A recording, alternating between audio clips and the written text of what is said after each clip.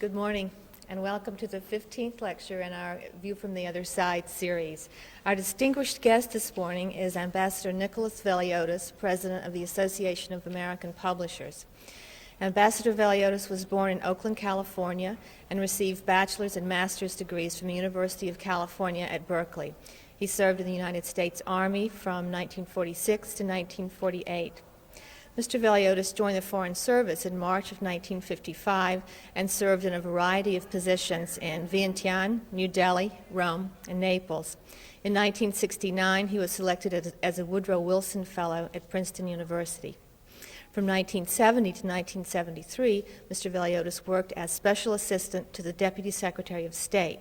He served as Deputy Chief of Mission in Tel Aviv from 1973 to 1975, then returned to Washington to work as Deputy Director of the State Department's Policy Planning Staff, and later as Deputy Assistant Secretary of State for Near Eastern and South Asian Affairs. Mr. Veliotes was Ambassador to Jordan from 1978 to 1981, then served as Assistant Secretary of State for Near Eastern and South Asian Affairs until October of '83.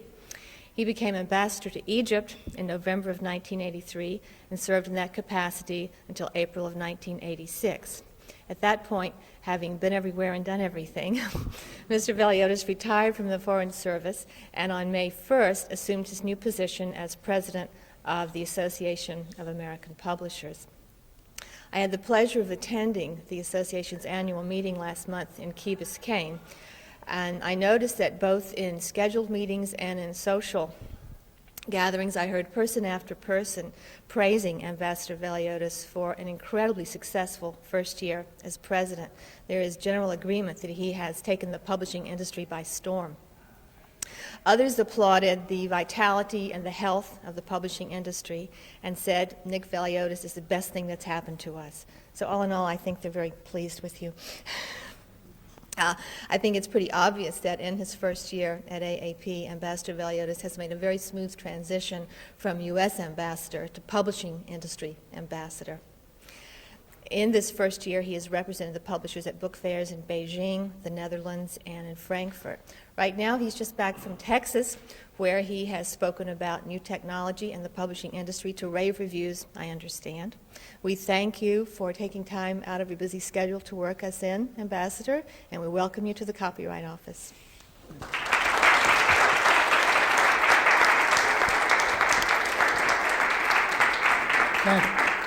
Thank you, Jody.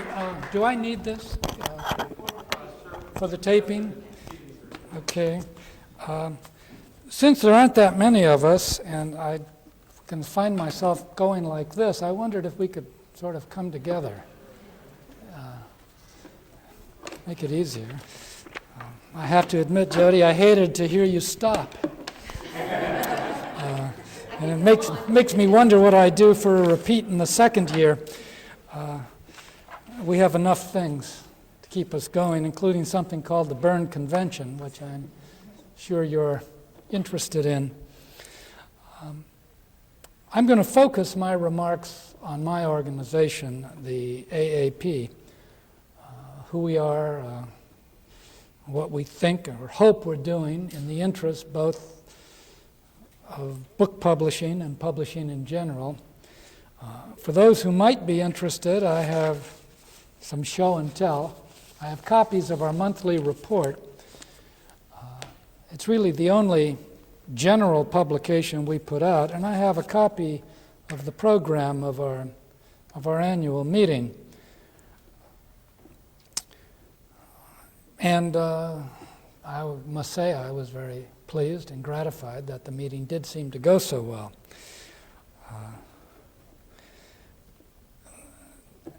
And I will talk about the program of the AAP.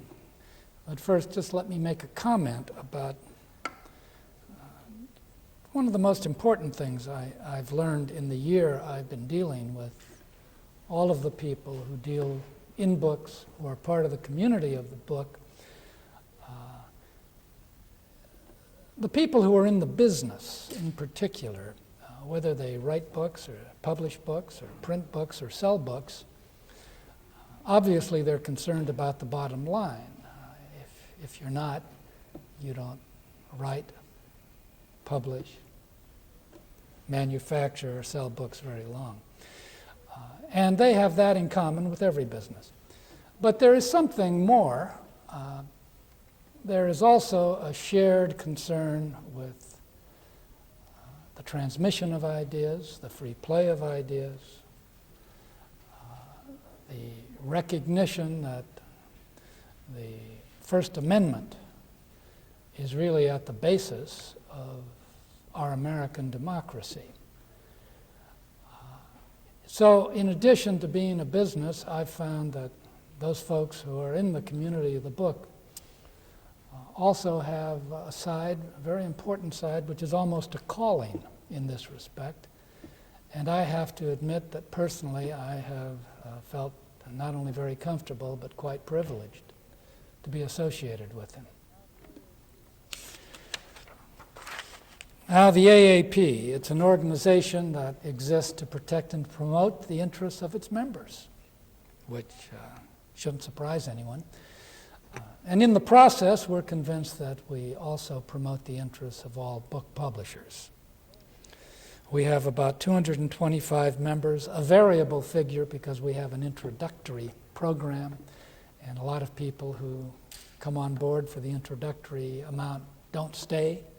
Others come on. We have about 160 regular, and the rest are nonprofit and university presses. The organization is composed of 30 people in 2 offices, 20 in New York, 10 in Washington, with 12 professionals and 18 staff. And they're good people. Now, like all such institutions, the AAP operates in a continuum. And as much as I'd like to, I can't say that the clock stopped on May 1, 1986, and everything is new since I came on board. But a coincidence of circumstances have made these past months a period of unusual activity on key issues. And dealing with the issues has helped focus our own energies and attention also on the problems as well as the opportunities that are going to be with us in the future. Structural change. This past year has also witnessed an acceleration of the trend towards mergers in the book publishing business. And along with it, increased foreign ownership. This latter is really new and is likely to grow as well in the future. Fewer, bigger, and increased foreign ownership.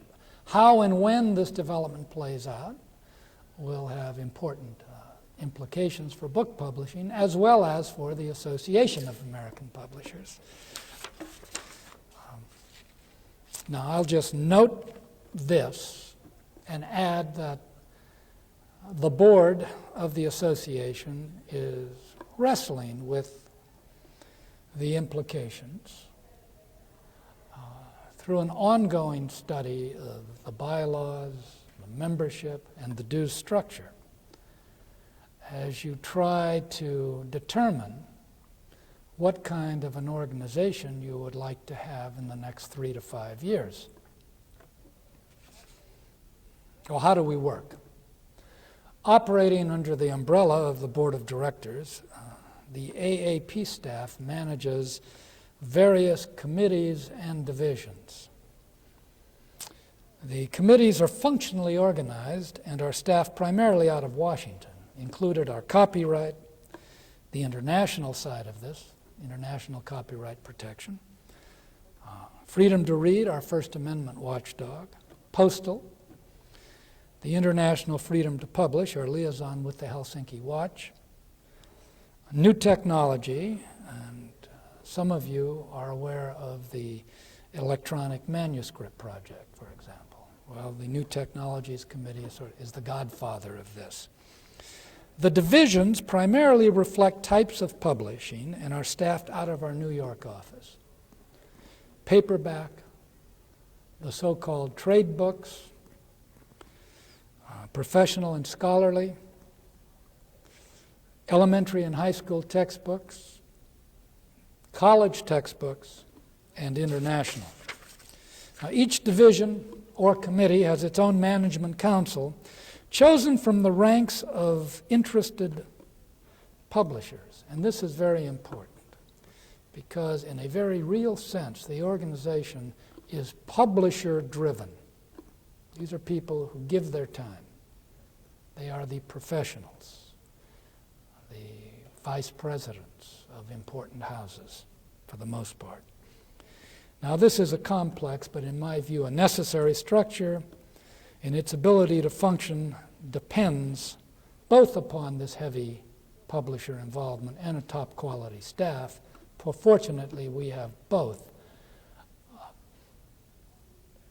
In the last year, we have not had the same kind of internal discussion, if that's the word, over the role of the divisions and the role of the Washington office.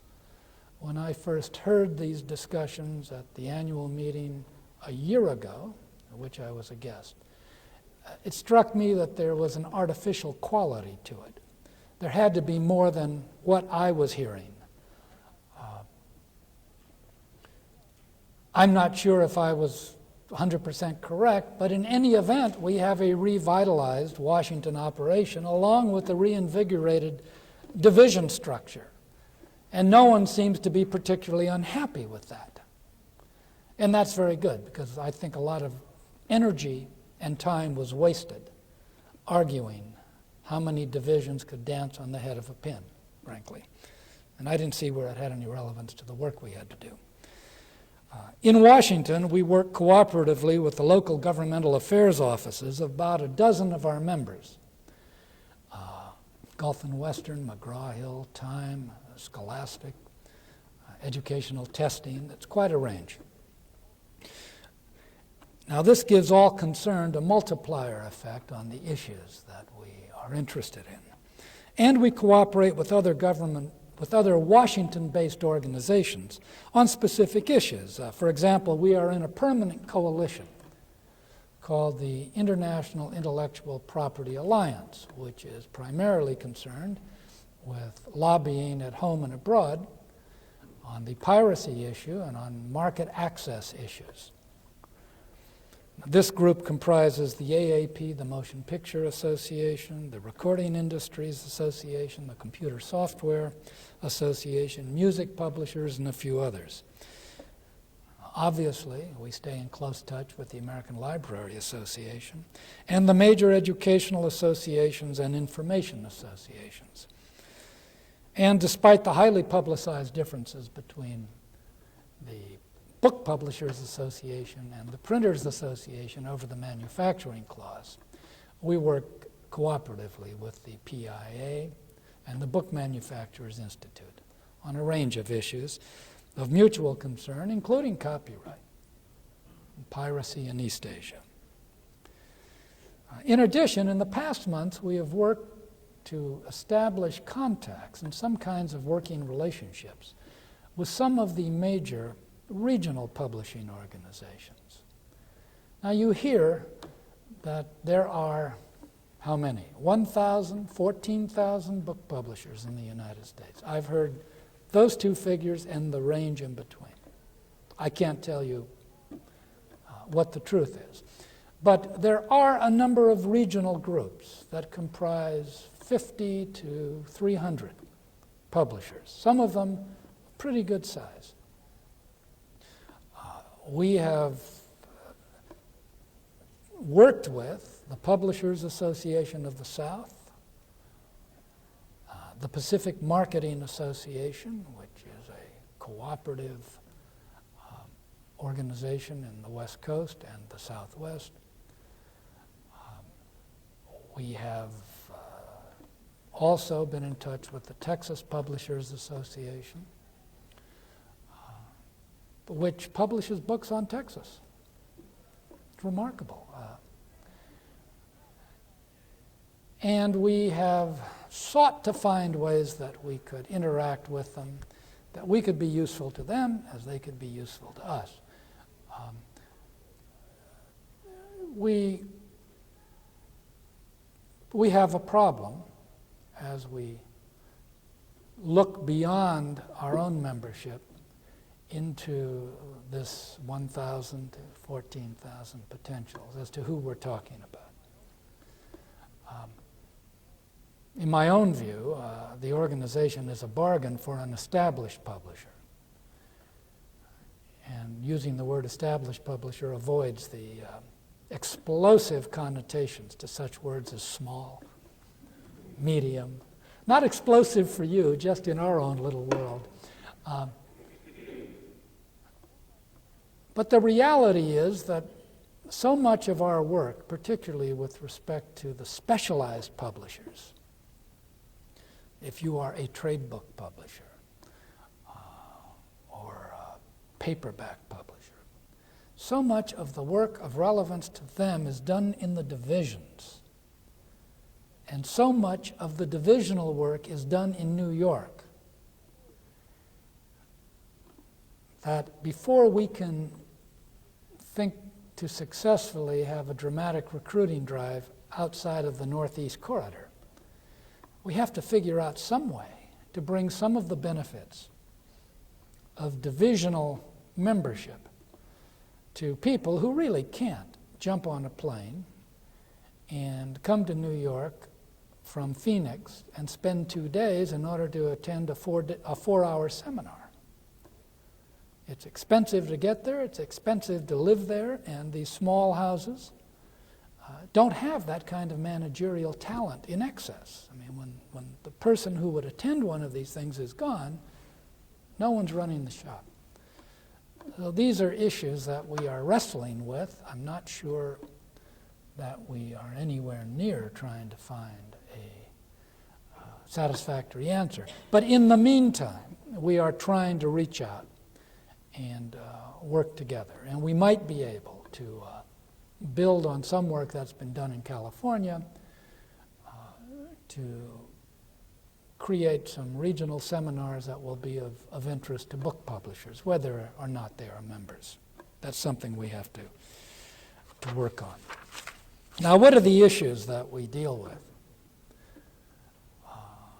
Many of these issues are self-evident. They, burn, piracy. Others come out of the divisional work and the committee work. They're identified by the publishers themselves as problems that they see. There is an engagement, there is a consensus, and often this will come to us here, or we'll find some other way to deal with it. The manufacturing clause. Its demise was good for publishers and the U.S. trade posture in general. And fortunately, to date, there is no evidence that our colleagues in the printing industry are hurt by this. And we think that's good. Our aim was not to hurt the printers. GATT, intellectual property, is now on the GATT agenda. It never has been, which has put, we've been relying on international copyright conventions for copyright, and that's important. But there's a whole panoply of tools that have developed in the last 40 years in the trade field that the intellectual property community really hasn't had access to. We are just now, for example, being considered as a fit subject for GATT deliberations. Which leads us to ask for what some people in the Congress think is preferential treatment in trade legislation. We're going through that right now. As we have asked to have a conscious increase in the visibility of intellectual property in American trade legislation. It's not sectoral, the buzzword, sectoral protectionism. You think sectoral, you think the textile industry immediately. We're asking for this because today even we are denied access to the GATT mechanisms to help ourselves and complement our work in the multilateral copyright protection area. But in asking the Congress for help, either in piracy or market access, we're making the point that this is the opposite of protectionist. We are interested in opening markets abroad, and nothing we are suggesting should close markets into the United States. So trade legislation is very important to us, and our allied associations in the Intellectual Property Alliance. It goes along with GATT, it went along with the Manufacturing Clause, and piracy. We worked on the Canadian tariff on books. You all remember the famous cedar shakes and shingles case. And the Canadians retaliated by putting a 10% tariff on books. If you're like me, I didn't even know what a cedar shake was. I had it explained to me the other day, and I still don't know. It seems to be another kind of shingle, but in any event, that really hurt the Canadians. Yes, it hurt some of our publishers as well. Some of our publishers who do who make or break on the Christmas trade sales were terribly hurt by this. 10% translated into a 30% increase in prices for American books in Canada. And the books that were supposed to be exempt were never exempt because customs officers are the same all over the world, whether they're in Egypt or the United States or Canada, and they try to carry out their charge with appropriate zealousness, and inevitably everything gets all bollocksed up. And that's what happened with the Canadians. Well, working closely with the Canadians, frankly, we kept our mouths shut. And we succeeded in pretty well keeping pressure on, but keeping the public profile down. The Canadians went wild. They had million postcard campaigns, and they finally turned it around themselves. So that is gone. We work on postal issues. Book rates and all rates are coming under pressure from a combination of the need of the Postal Service for more money. Everyone's pounding on them. And challenges from organizations like the United Parcel Service, who would like higher rates in order that they be more competitive. There's no reason why the UPS shouldn't have the same access to petition the government as the AAP. But this is a very expensive and difficult process that we're engaged in, and it unfortunately seems to be continual. Essentially to protect the book rate in fourth class, but then a large number of our members have other interests, which include third class rate. I once made a mistake of referring to it as junk mail and almost had my head cut off. Taxes. Working with a lot of other interested people, the ALA, the various education associations.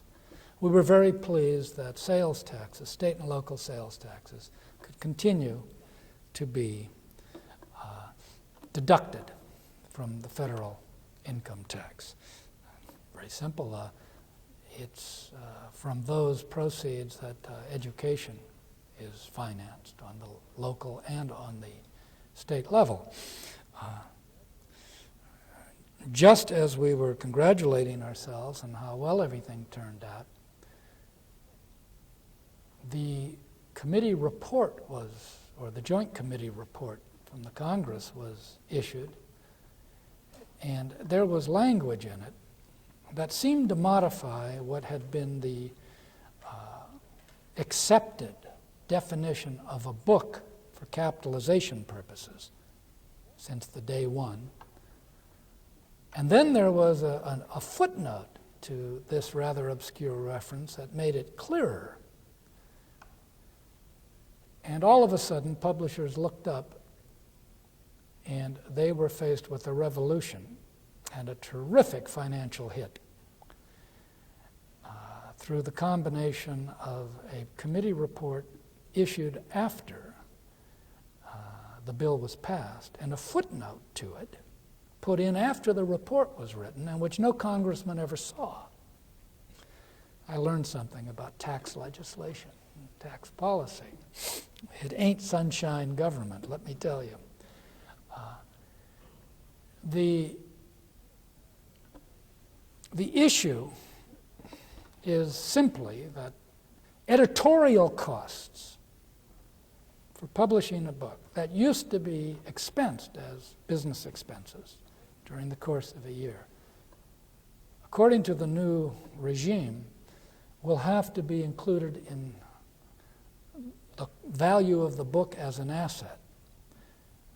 And then that book would have to be amortized over its life.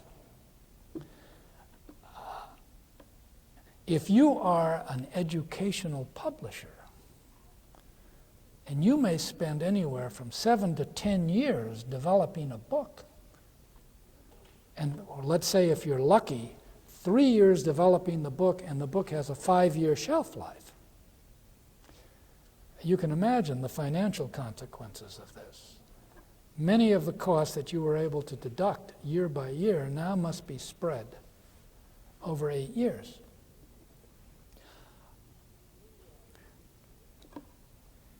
We are in the process of engaging, I hope, with the Treasury in a positive manner, seeking to get them to understand that a book is at least as important as a McDonald's hamburger or a toy with respect to development costs. There are real development costs, and not all laboratories have test tubes. And not all people who do research and development wear a white coat. The classroom is our laboratory for educational publishing. Now you should say, what about the other publishing? Well, this is a problem. Sure, a paperback reprint, what does the editor do? Not much. Probably everything the editor does in a paperback reprint is marketing. So that's not a problem. How about a nonfiction work? What about the editorial work that goes into shaping an investigative book, which is part of the learning process generally in the United States? It may take 3 years. Well, these are gray areas. And we're hoping that we can, in the next few months, get some relief from this, or we're going to see our educational publishers take a financial hit in tens of millions of dollars each year. Now, we also have freedom issues that we work on. And we work on these through 2 organizations. One domestically is called the Freedom to Read Committee. It is our First Amendment watchdog, and we cooperate with others, the Media Coalition, the ALA Intellectual Freedom Committee. We monitor, identify, and if necessary, seek corrective action covering threats to freedom of expression. And recently this has involved the Attorney General's Commission on Pornography. You remember the famous letter that went out and told the retailers that you have been identified as the purveyor of pornography, and unless you convince us to the contrary, we feel that you agree that this is true. It was an incredible thing. We were able to get that turned around because that was a softball. Former CIA Director Casey's discussions with a couple of our major publishers seeking, in essence, prior restraint on the publication of certain materials in books. The Maine referendum on controlling reading materials available to the public. A variety of state and federal son of Sam laws, which could make it impossible to publish books about espionage or major crimes. And we expect plenty of business in this area in the future. Freedom to publish. This is a unique committee. It worries about oppression abroad, intellectual oppression abroad. Its primary focus is Eastern Europe and through the Helsinki Watch, the Soviet Union, but it has branched out into concerns about South Africa, places like Chile.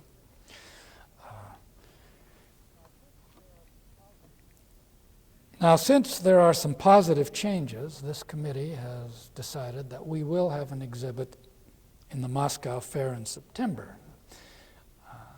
Now, we know we can't reform the Soviet system through a trade fair, but we want to keep the pressure on them in our way and see, is there a wedge there really that we could help push a little wider? And although realistically in the context of the fair we'll focus on visas, we don't want them to try to pass off any conditional visas to American publishers that they may find troublesome. Certainly censorship, customs, access to exhibits, and no games with American Jewish or Israeli exhibitors. Our longer-term aim is going to be to probe to see if there's a chance for wider distribution of American books in the Soviet Union. A lot of people have a lot of ideas. I'm not sure where we will come out. But the Soviets will wish to continue to engage with us on this, and we're part of an umbrella group under the informal auspices of USIA, the magazine people and the librarians and ourselves and the American University presses, others. And we're going to meet again in Moscow during the fair, which suggests the Soviets expect to deal with us in good faith. Otherwise, why do they suggest we meet there during the fair? Don't know. And the Soviet minister concerned, with whom we met in Frankfurt, is coming here in May for another meeting, series of steps. So it'll be interesting to see where this comes out. We have a statistical program which we are constantly revising. It's an enormous monster because it reflects all the different kinds of publishing. And it's imperfect. The people who complain the most in our industry about imperfect statistics are the ones who are the slowest in sending us their imperfect replies. We don't pretend that it's perfect, but you know, it's really the only standard that we have, and we share this. It's a valuable tool. Elementary and high school textbooks, everyone's been reading about the dumbing down of American textbooks by publishers. And you all know about the cases in Alabama and Tennessee. We are a party to the appeals in these cases. On the dumbing down of textbook issues, we have, interestingly, through these cases, so much attention has been attracted to elementary and high school textbooks that people have even started to take the time to learn about them rather than just to criticize them. And our industry is not maintaining our textbooks are perfect. Obviously, there are plenty of things that we can and should do to make them better. We are saying we are not the only actors in the field. And we've had interest in this from Secretary Bennett, who came to our school division annual meeting, delivered a very provocative statement on the need for higher quality in textbooks. I think was pleasantly surprised to find that all the textbook publishers agreed with him. They had a very spirited exchange, and we just met with Secretary Bennett this last Friday for an additional discussion on this issue.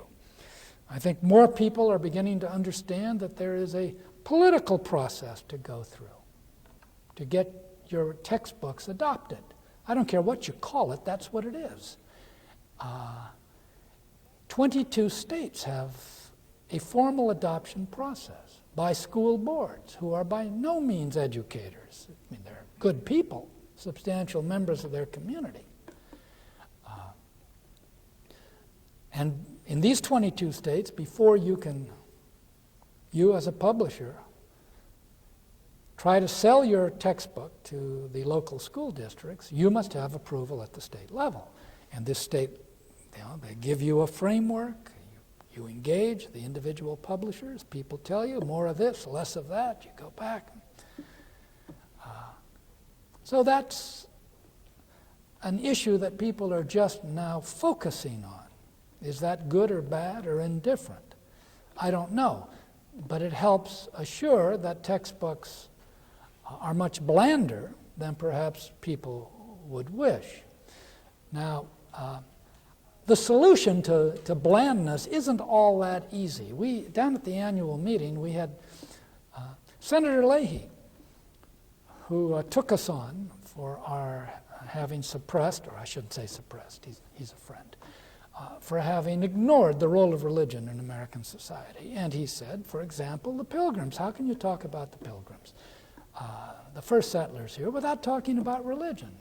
Without saying they fled oppression, religious intolerance in England in order to come to the New World and create the new society. The next day, Noel Epstein from the Washington Post, the former education editor, addressed us. And he said that he agrees that we should do something about making textbooks accurate about the role of religion. But it's not that easy because, for example, he said, a textbook which described the Pilgrims coming to the United States from England to avoid oppression of the British would not be accurate, because those Pilgrims fled to Holland first. And there is substantial evidence that they left Holland because of tolerance, not intolerance. They were afraid that their children were going to be assimilated.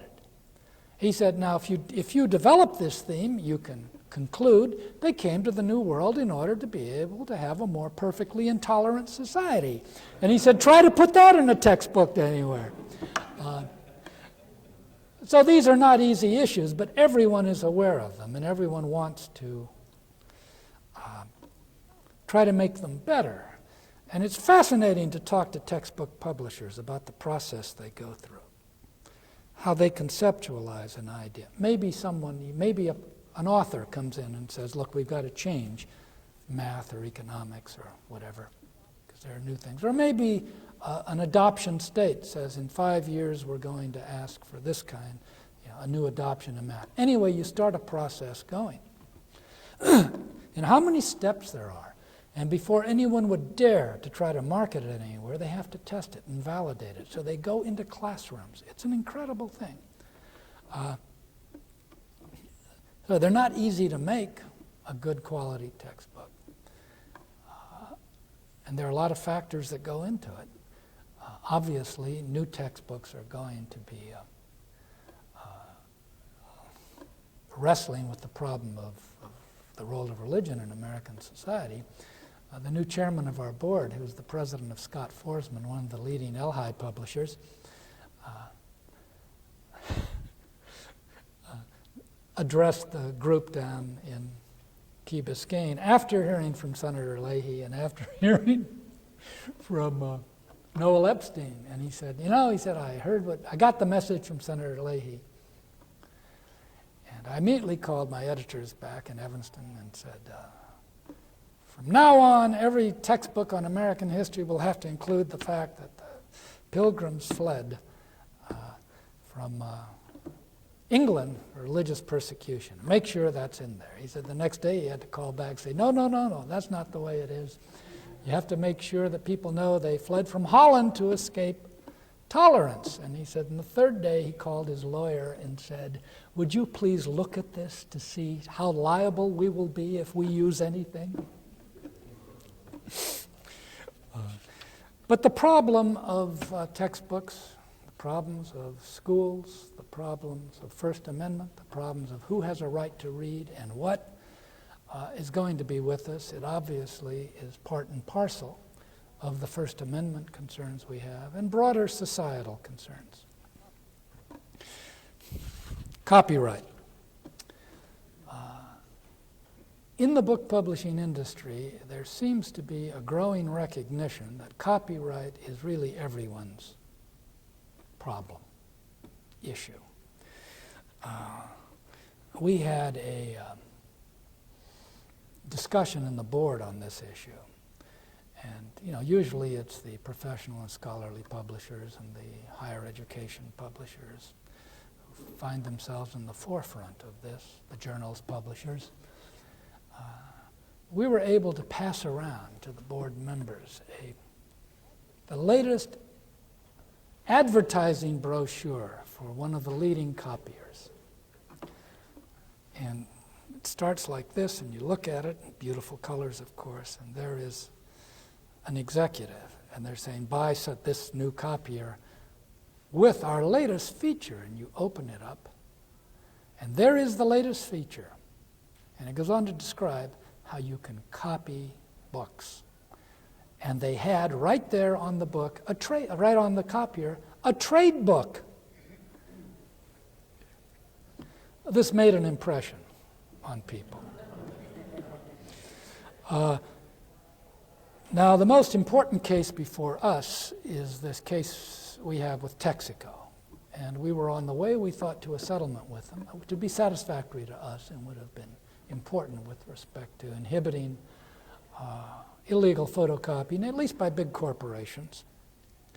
And we have something called the Copyright Clearance Center, and publishers can register books, and corporations can come in and make deals. This has been an expensive and a tough fight. Now we're still talking about, and Texaco says, yes, we still want to go forward on the settlement.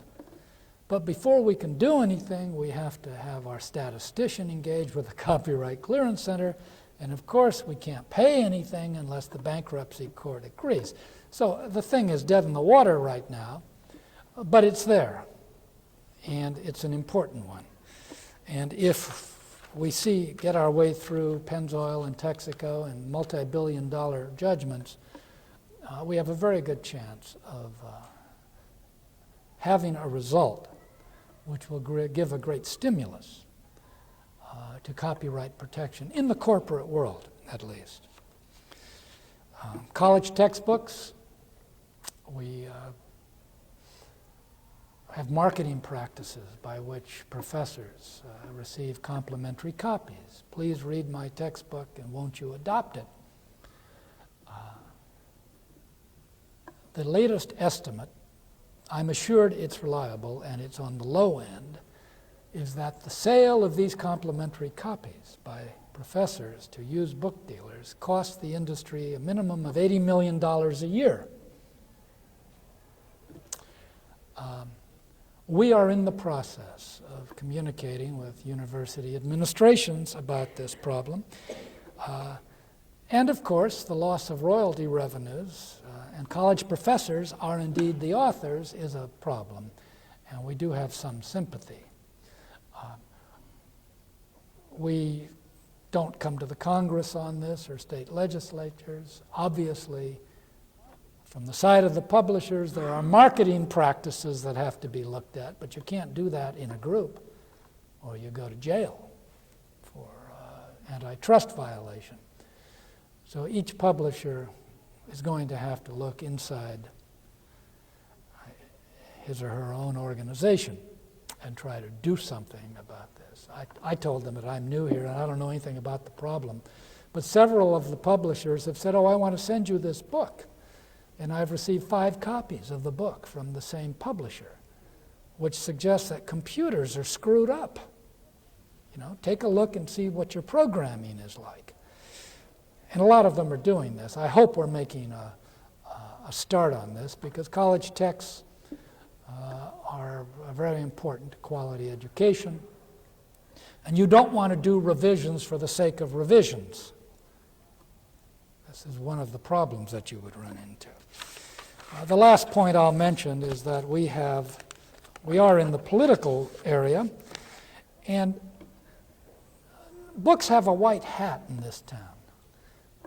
There's a certain moral cachet when you go up to the Hill and you're talking about books. I guess in part it's because you can't get in trouble if you're in favor of books. We're not the National Rifle Association. And secondly, we don't have much money. So no one is going to get elected because the AAP contributed from its PAC. But we do need a PAC. And for years, they haven't had anything.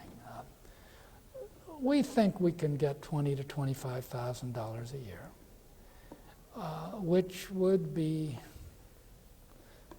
made available to friends who are in the Congress. We don't deal with non-incumbents. We're not geared for that kind of thing. But people who are proven friends, we say thank you to them.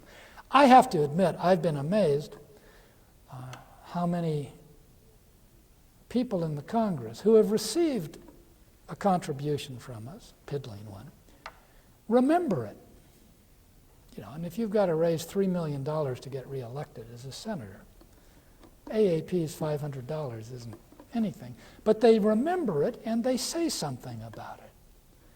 They apparently like to say that they're supported by the Association of American Publishers. And that's fine.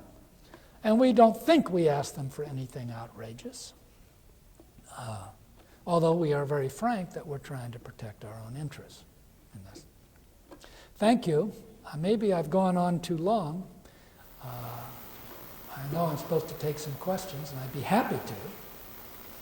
As long as you want to stay, I'm here. Talk a little bit about technology. Do you ever see the day when instead of having a nice cozy book by the fire, everyone's always staring at screens?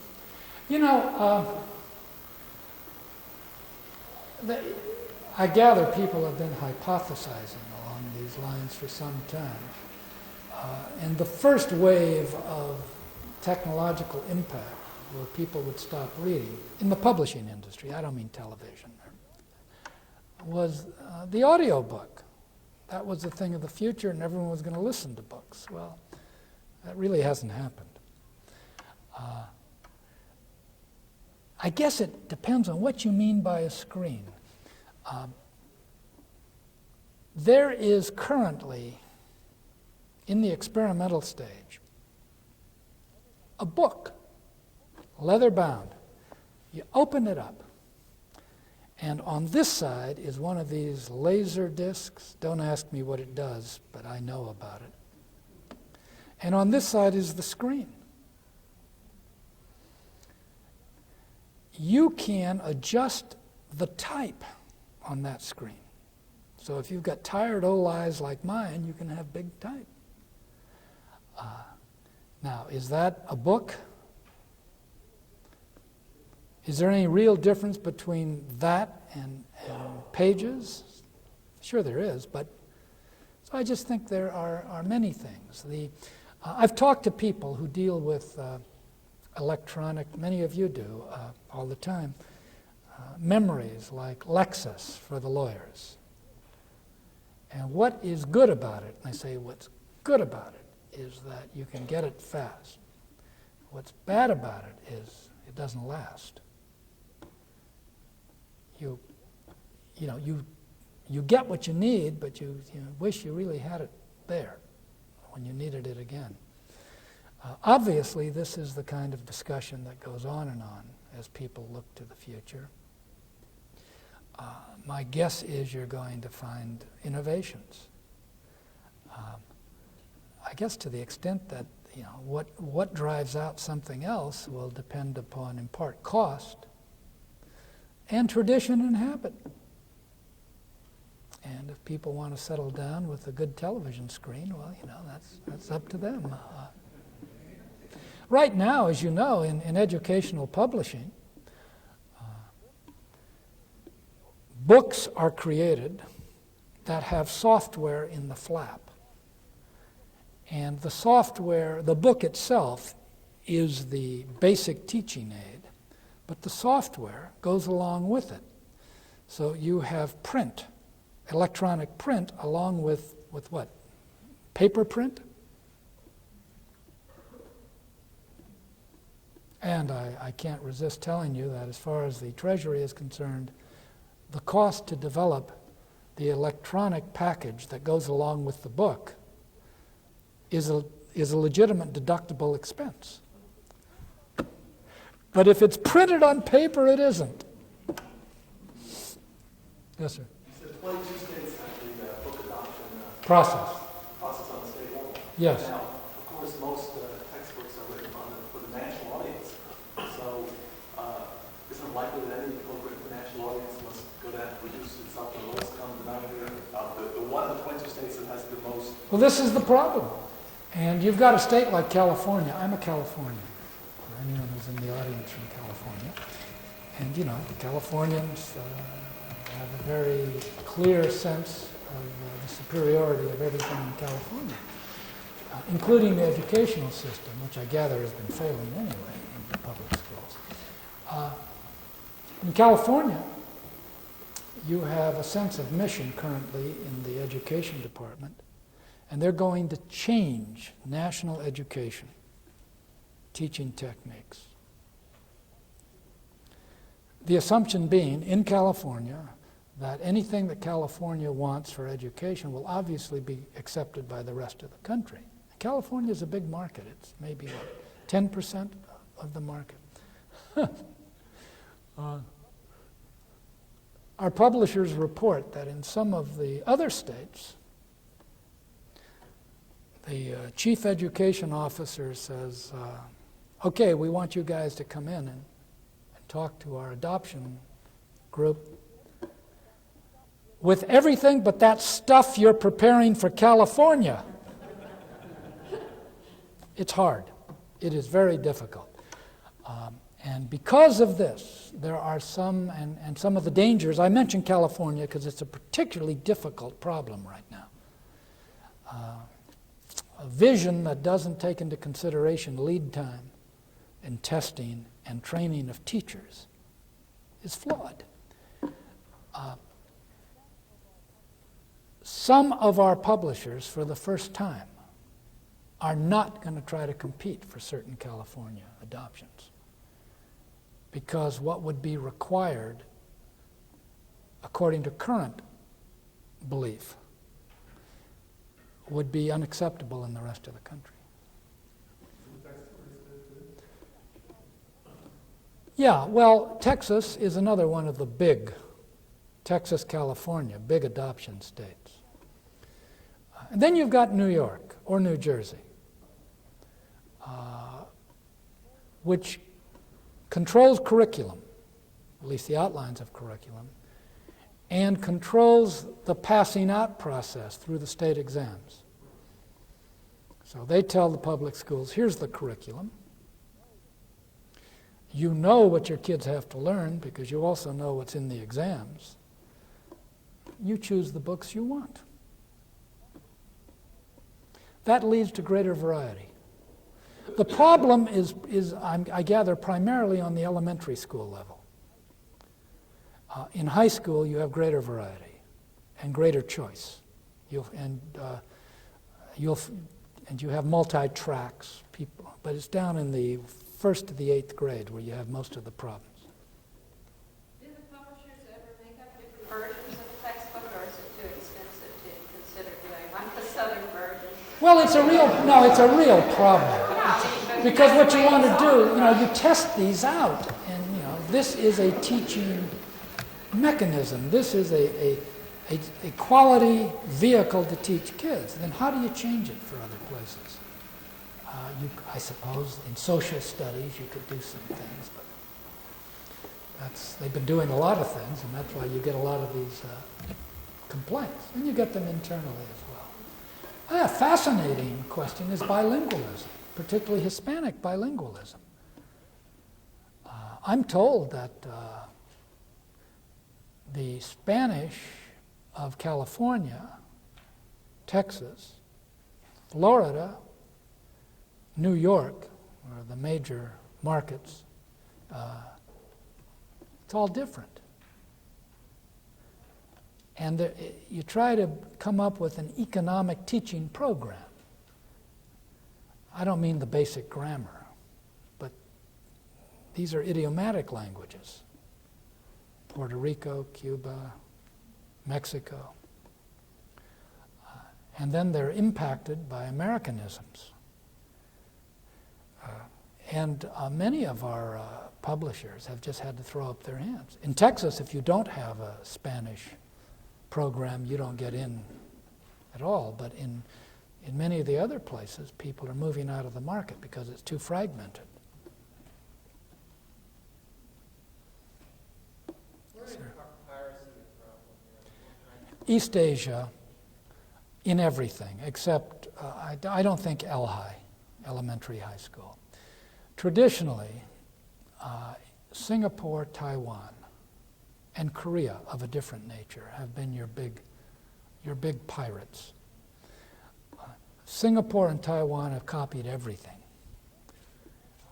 And then they'll sell them in Nigeria. If you want a great medical book by Prentice Hall, you'll find it in Nigeria, published by the Taiwanese. They've copied everything, but since it didn't cost them a penny to develop, they could sell it for $10, whereas Prentice Hall may have to sell it for $75. We started before I came on board, but it was only a few years ago, working with other interested associations, motion pictures, records, computer software. And in an amazingly short period of time, protection of American intellectual property abroad has become a glamour political issue. You can't get enough hearings. People run into me in the tennis court and say, don't you think I should hold a hearing on this? And because the governments of these countries recognize that our government takes it seriously, the Congress and the executive branch, we have been able to persuade them. Hasn't all been sweetness and light in arguments. There's been the trade threat. That the implementation of a reasonable, if not perfect, copyright regime is in their interest as well as ours. Now, Korea has been a different problem because the Koreans really don't export. They were pirating things and selling them primarily in Korea. But that's a pretty big market as well. We are on our way to establishing protections. It doesn't mean it's over. We have to implement and enforce these protections in East Asia and primarily in these countries that I mentioned. But the largest pirate nation in the world is the People's Republic of China. I went there to the first international Beijing book fair, and it was fascinating. Incidentally, anything that had printing on it that was not hidden was taken and read. I was sitting on a desk like this working over some invitations. The ambassador had invited us to a reception, and the date had changed, so I just took all the invitations and sat down and put new dates in. I had gotten through one or two, and all of a sudden 10 people were around me reaching for it because it had printed writing on it, and the young Chinese wanted it. So I had to sit on them and do it one at a time. Others found that they lost order blanks, everything went out the door. Great hunger for the printed word, for the English printed word, and most particularly from American sources. This was a fair that was primarily aimed at us, and our people did turn out. And fortunately, they covered expenses. Now, 300 million Chinese at last count are studying English. An initial printing run of 1 million is not unusual in the People's Republic. So there's a big market. Their lack of awareness is rather astonishing, although they are now seriously moving in their way towards a copyright regime. But one of our big publishers told me after Beijing, and we had access to everyone, including up to the Deputy Prime Minister, We were able to talk to him about copyright. He was aware of it. Everyone was aware of it. No one said tomorrow. Everyone said, we're working on it. We'll give us a couple of more years. You folks know better than I. And Ralph is going off, I think with Mike Keplinger in the next week or so on this. And John Wiley is out there. Wiley and Sons, the chairman of the board, and he's sort of advancing their trip. And I learned they were going to meet in Beijing. So we're hopeful that when Ralph comes back, we will have a more precise reading of it. But I'm trying to remember the publisher. It was one of the big journal publishers who after Beijing, we were talking about it, and he was with me on the calls on the Chinese officials to talk about copyright. He told me, he said, this is really something. He said, they're so attractive, the market is so big, and it's so maddening, but we have to keep working on it. He said, this fellow came up to me, raving about one of our recent journals, raving about it. It's something that they sell about $75 per copy. It costs a fortune to put together, and it was highly technical. And I kept saying to him, yeah, well, I'm glad you liked it. He said, and to make his point, he said, like it. He said, it was so good, we sent out 30,000 copies. Yeah. So it's a continuing issue. It is not just East Asia, and it is not just those three countries. There's something called the Chinese Overseas Community, and they are related commercially, if not through blood. And it's not surprising to anyone who knows East Asia that when you clamp down in Taiwan, all of a sudden it pops up in Bangkok. And if you move on the ties, it shows up in Indonesia. It's an area that we are going to have to stay in continuing touch on. And one of the things the new trade bill will do, if it comes out this way, will take the burden off of our backs, we the intellectual property industries. The commercial section can send in a yearly report documenting these things, working with local representatives of the intellectual property industries. And this is what we hope will happen, and we'll continue to work together. The other issue of piracy, which isn't really called that, but that's what it is, and I ran into it in Frankfurt. It's called reprography. It's reproduction by any means. It's not photocopying, it's electronic, whatever. Now, in order to engage in this kind of copying, you have to have a certain level of sophistication. It's not a Xerox machine only, and it costs money.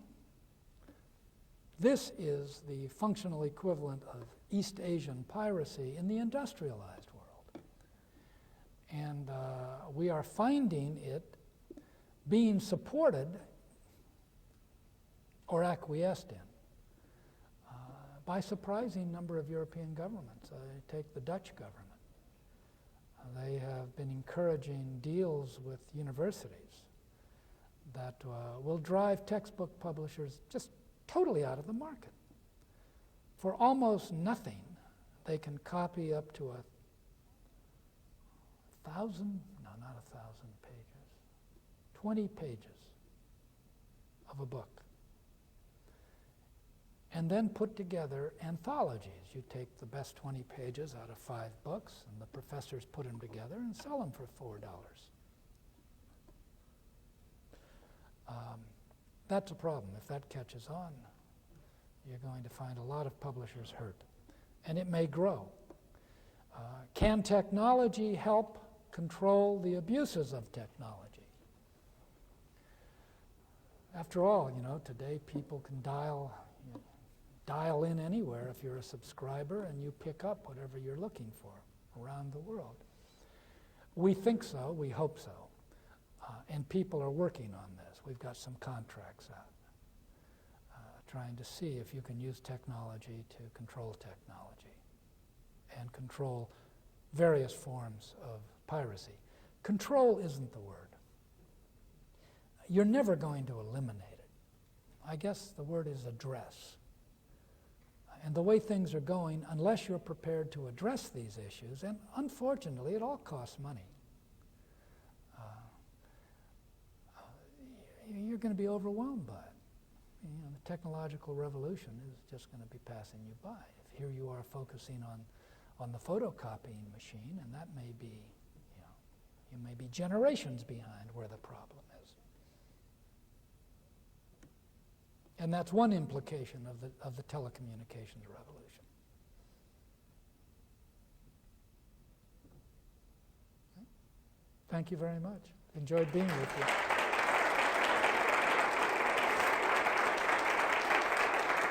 Thank you. Oh, you get that. I don't want to walk away.